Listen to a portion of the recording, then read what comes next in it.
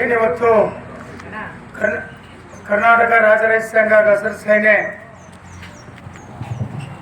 ಸೇನೆ ಇವತ್ತು ತುಮಕೂರು ಜಿಲ್ಲೆ ಯಡೂರು ಸಿದ್ಧಲಿಂಗೇಶ್ವರ ಹತ್ರ ಏನಿವತ್ತು ಸೇರ್ಪಡೆ ಕಾರ್ಯಕ್ರಮ ಮತ್ತು ಒಂದು ಸಮಾವೇಶದಲ್ಲಿ ನಂಬ್ಕೊಂಡಿದ್ದು.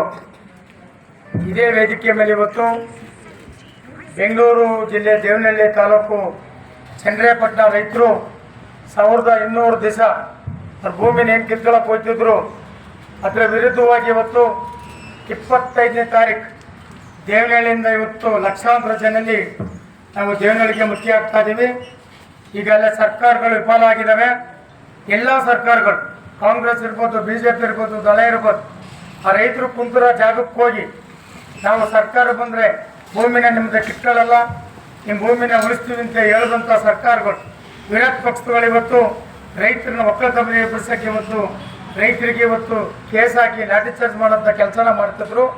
ಇವತ್ತು ಇಡೀ ರೈತ ನಮ್ಮ ಪ್ರಾಣ ಹೋದ್ರೂ ಪರವಾಗಿಲ್ಲ, ಇವತ್ತು ಸರ್ಕಾರನ ಮಾತಾಡಿಸಲೇಬೇಕು, ಅಧಿಕಾರಿಗಳಿಗೆ ಎಚ್ಚರಿಕೆ ಕೊಡಲೇಬೇಕು ಅಂತ ಹೇಳಿ 1200 ದಿವಸ ಏನು ವೇದಿಕೆ ಮೇಲೆ ಕೂತಿದ್ರು, ಅಲ್ಲಿಂದ ಇವತ್ತು ಪಾದಯಾತ್ರೆ ಮೂಲಕ ಲಕ್ಷಾಂತರ ಜನ ನಾವು ದೇವನಹಳ್ಳಿ ವಿಧಾನಸೌಧಕ್ಕೆ ಬರ್ತಾ ಇದ್ದೀವಿ.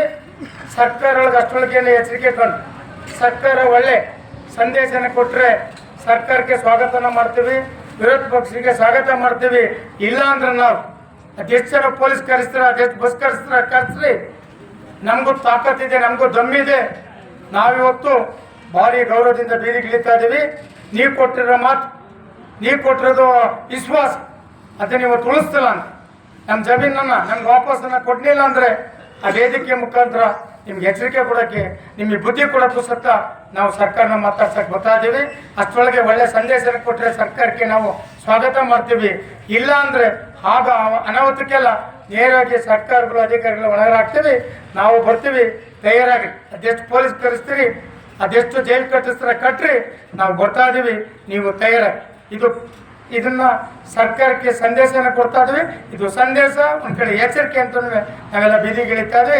25ಕ್ಕೆ ರಾಜ್ಯದಿಂದ ಮೂಲದಿಂದ ರೈತರು, ಮಹಿಳೆಯರು ಹೋರಾಟಕ್ಕೆ ನಾವು ಬರ್ತಾ ಇದ್ದೀವಿ. ಅಷ್ಟರೊಳಗೆ ಸರ್ಕಾರ ಸಂದೇಶ ಕೊಟ್ಟರೆ ಸ್ವಾಗತ ಮಾಡ್ತೀವಿ, ಇಲ್ಲಾಂದ್ರೆ ರೋಡ್ಗೆ. ಇದು ಎಚ್ಚರಿಕೆ.